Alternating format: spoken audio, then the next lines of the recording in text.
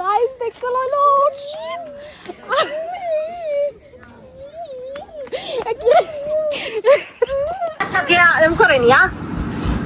তোমার বিয়া ভেঙে দিত তাও আমি এতটা দুঃখ পেতাম না। কি বলতেছো তোমরা? হ্যাঁ কোরবান হইব, সবাই খুশি, যেমন আমরা তেমন খালারা। এরকম হইলো। আরে শিয়াবে কইছিল কুরবানি দিব, গরু কাটবো। আমাদেরকে অপেক্ষা করা হলো এত বছর পর আমাদের বাড়িতে একটা কোরবান হবে, কিন্তু আমরা আসতে পারলাম না। সমস্যা নাই, আসলে না দিব না এখানে। আমি আন্তরিকভাবে দুঃখিত। দোলনা টোলনা আর লাগাবে না না আমাদের জন্য? সেই সব কুরবানি দিবে, এটা একটা খুশির বিষয় ছিল, সবাই অনেক খুশি। আমরা বেশি খুশি আছিলাম না, বেশি যেটা নিয়ে বেশি মানুষ আশা করে ওটা কখনো পূরণ হয় না। আমার শোনো, আমি এতটাই যখন দেখবো ওরা পুরো সারপ্রাইজ। আগেও বলছিলাম যে আপু আমি টেনশন করি যে তুমি আমার আবার না করে দাও কিনা, এত কিছু এত আশা দিয়া। এখন আজকে কিন্তু সেটাই হলো, আমার ভয়টাই কিন্তু সত্যি হলো। তুমি আগাম আগাম ভয় পাইতে গেছে তুই লাগে সুমাইয়ের ধরে সবাই পিড়া আমার বাবা বাসায় বলে তোরা মামা তো বোন যাইবো, কুরবান দিব। সেম সেম আমাদের বাসায় আমি কইছে যে আমার বাস্তি দেশে কুরবানি একটু গর্বের বিষয় না, বাস্তি। ইব্রাহিম আমি নিজে তো কোনোদিন কোরবানি এত এক্সাইটেড থাকি না। ইব্রাহিম ভাই কান্দিস না ভাই, তুই ঘরে কান্দতে দেখলে ভাই আমার খারাপ লাগতেছে অনেক। আপু তুমি কি আসবা? মা যে তুমি আমার দেখতে আইসো না। কে তাও কোরবানি আইতাম। হুম। সো আমরা চলে যাচ্ছি বিক্রমপুরে। আমার কাজিনরা জানে আমি বিক্রমপুরে যাব না, এমনকি আমি কোরবানও দেব না। তো আমার তো কোরবানের টাকা রেডি হয়ে গেছে, আর আমি দিব এখন সারপ্রাইজ ওদেরকে। সো ওদের রিয়াকশনটা কেমন হয়, মানে না জানে একটা জায়গায় গেলে তাদের রিয়াকশনটা কেমন হয়, আমি আজকে আপনাদেরকে সেটাই দেখাবো গাইস। আমি জানি তারা অনেক সো ডিসঅ্যাপয়েন্টেড। আমার ফোন দিয়ে বলছে আপু তুমি আসবা না, মানে পুরা বিক্রমপুর মুন্সিগঞ্জ আমার জন্য অপেক্ষা করছে, আমি যাব এন্ড কোরবান। This is my beautiful home and this prime minister Iqra Khan, this home minister Iqra Khan. So আমরা চলে যাচ্ছি এখন। লাস্ট একটু আমার বাসাটা দেখে যাচ্ছি। আমি আমার বাসাকে অনেক ভালোবাসি, কারণ আমার বাসা সবচেয়ে সুন্দর অ্যান্ড অনেক কিউট। সো গাইস এখন হচ্ছে অলরেডি আমি যাব না, বিকজ অফ আমি থেকে যাচ্ছে, আমি 2 দিন পর যাব ফিরানোর জন্য। আমি হচ্ছে অলরেডি সুমাইয়া শিহাব ওদেরকে কল দিয়ে বলে দিছি যে শিহাব তোমরা নিচে থাকো। এই যে খোকন ভাইকে বানাইছি আমাদের পার্সেল ম্যান, সে কল দিবে।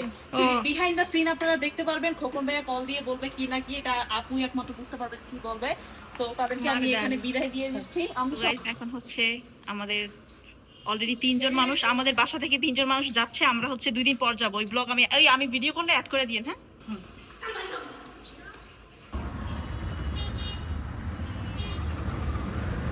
সরি আসতে পারবো না, নেক্সট ঈদে দেখা হবে। আমি এটা পাঠাই দিলাম, কেন হয়তো স্টক করে নেবে। দুলাবাদ জামা আছি, ঘন্টা লাগবে না মনে হয়। আঙ্কেল কতক্ষণ লাগবে? ঘন্টায়?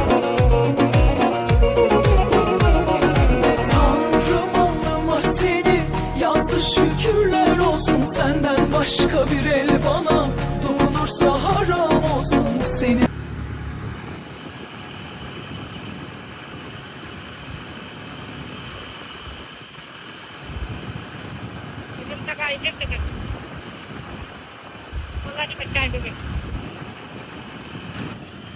শান্তি।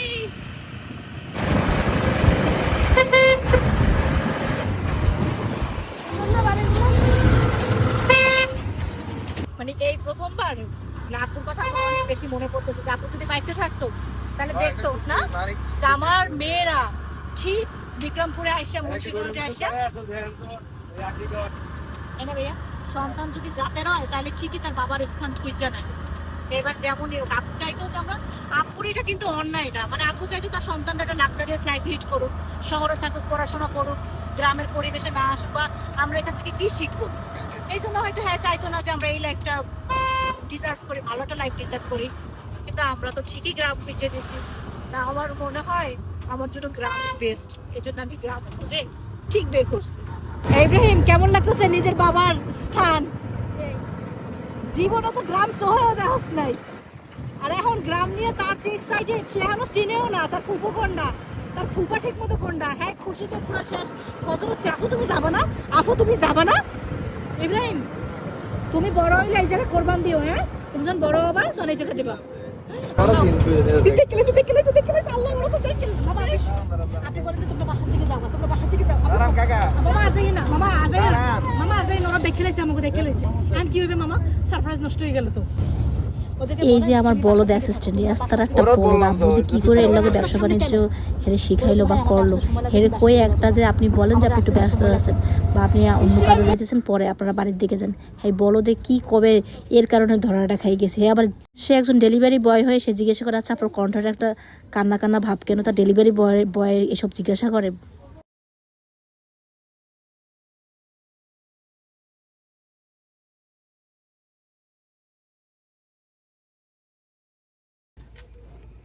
আমাদের চাই রাস্তার মোড়ে দাঁড়ায় আছি, আপনারা কোথায়? ও আমি তো বাসার দিকে চলে যান, আমার আসতে সময় লাগবে। আমি তো সামনে চলে আসছি আরো। আরে কি করতেছেন আপনি? কোন আপনি তোমরা বাসার দিকে আরে বাবা আপনি বুঝতেছেন না, আপনি বলেন যে তোমরা বাসার দিকে যাও, আমাদের আসতে দেরি হবে, আমার একটা কাজ আছে, তোমরা বাসার দিকে যাও, আমি চিনছি। আচ্ছা ঠিক আছে, আপনারা বাসার দিকে যাননি, আমি আসি কল দিচ্ছি, ঠিক আছে? আমার আসতে একটু দেরি হবে, আপনি কেন এত গাধা? এই আমি আসতে একটু দেরি হচ্ছে, আমি সামনে আসছি এক জায়গায়, ঠিক আছে? আপনারা যান, আমি আসি কল দিচ্ছি।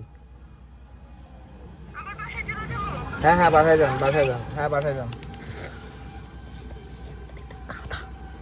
বাসায় যান আপনারা। আচ্ছা ভাইয়া আপনি এই কথা একটু কথা ভাঙি না, একটু ইয়া করে বলতে হবে তো। আরে বাপ রে বাপ, শর্টকাট করে বললো তো শর্টকাট এটা না, বুঝা বলবেন হয়ে যে যাবে। আমি একটা কাজে আছে, আপনি বাসার দিকে যান, ঘের টাকা দিয়ে বিদায় করেন। কেন আপনি তো এসে দিয়ে যান, বাসা ফিরে কি হবে? আমার একটা কাজ আছে, তোমরা যাও, আমার সময় লাগবে, আসতে সময় লাগবে, এই কথাটা ব্যবহার করেন। আমার একটা কাজ আছে, আমি একটু সময় লাগতেছে আসতে, ঠিক আছে? এদিকে একজনের সাথে দেখা হয়েছে পরিচিত।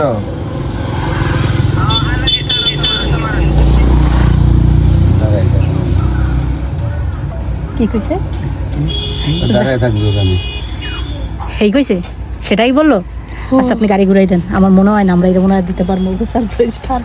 আচ্ছা তাহলে আমরা কি নেমে যাবো? নেমে হাইট টাইটটা তাহলে ধরতে পারবে না? না সিএনজি আমার মার্কস দিতাছি আমি, আমি নামেন, আপনি একটা বলদ, আল্লাহ যে আপনার পুরুষ নামে ভালো বানাইলো না, ভালো হইলো। রাস্তার উপর আমি তো খেয়াল করছি না ভাইয়া কিন্তু কথা বলে কনভিন্স করতে পারতেছে না। এই ওরা কনভিন্স, ওরা বুঝতে পারছে, ওরা এখন ওরা আবার পাঠা গেলে আমরা বেরোতে পারবো না, আপনি এখানে না বেরোতে পারলে আপনি, আমি তো চিনছি ওরা তো কতক্ষণ লাগবে, উগান্ডা চলে যাবেন, আমেরিকা চলে যাবেন, বাসা তো কাছে। আমি বুঝলাম না, আমি বুঝিনি, আমি কারে নিয়ে চলাফেরা করি, যার কোনো জ্ঞান নাই, কি আমার অ্যাসিস্ট্যান্ট হওয়ার কোনো ইয়া নাই তার, ওনার 8 টাকা এত কথা। হ্যাঁ ভাইয়া কি হয়েছে? ভাইয়া হাঁটা কাটছে, কি হয়েছে?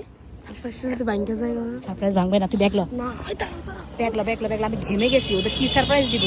ওরা অনেক চালাক, ওরা বুঝে গেছে যে আমরা আসছি, কেন বারবার করে বলতেছে আপনি পার্সেল দিয়ে যান, তাড়াতাড়ি কর, চল ভাইয়া যান। তোরা খাবি না, তাহলে আমরা এই সাইড দিয়ে থাকলে ও শিট দেখা যায় না, নদীর একজন দেখলাম না, ওই আমার মোবাইলটা তো ভাইয়ের কাছে।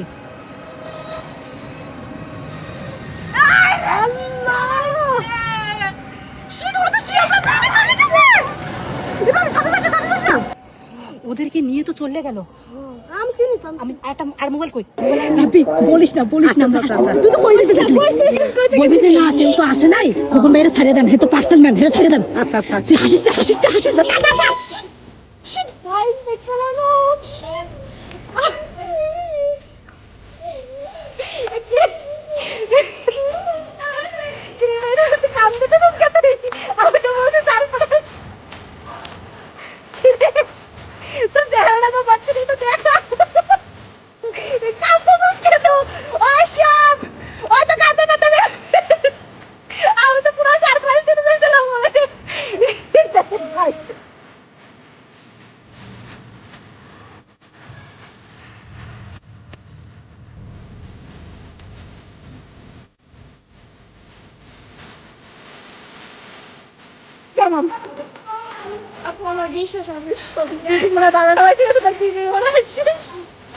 আমরা এই সারপ্রাইজটা দিব কি তাই এত কাহিনী, এত রুট ব্যবহার না, আমি যে ইসলামিক মাইন্ডেড এরকম মানুষের লাগে জীবনে ব্যবহার হয় না। এই তুমি বেশি কথা বলো, বড়দের মুখে কথা বলো, আমি তো এমন বিহেভিয়ার করার মতো মানুষ না, বুঝতে না? কারণ তুমি তো কালকে থেকে আমার কলটা কিন্তু রিসিভ করতেছিলাম, আজকে লাস্ট কয়েকটা মেসেজ আমরা বুঝতে পারছিলাম যে আঙ্কেল আমরা কথা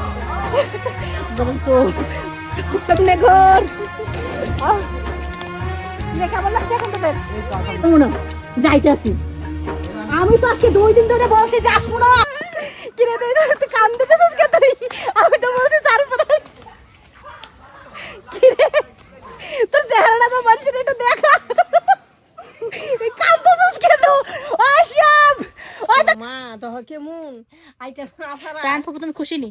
অনেক খুশি খুশি না লাইতাম আমি মাত্র চাই পড়লাম না তোমার কোনো কনফিডেন্স ছিল তুমি চিনবা আইলেছ না চিনবা আমি তোমার ফুবু চিনবা কেমনে আইলেছ না চিনবা ভাইয়ার চিনবা ভাইরা কই থেকে আইছি কুকের মেন মালিক হচ্ছে ও এখন হচ্ছে লেডি ফিঙ্গার ভাজি করছে সুমাইয়া এরপর আমি রান্না করবো হচ্ছে চিকেন আসলে স্যারার ঘাম ছুটে গেছে ও মোড়া বিজে তোর ওর লোক এত অত্যাচার করতে পারছ না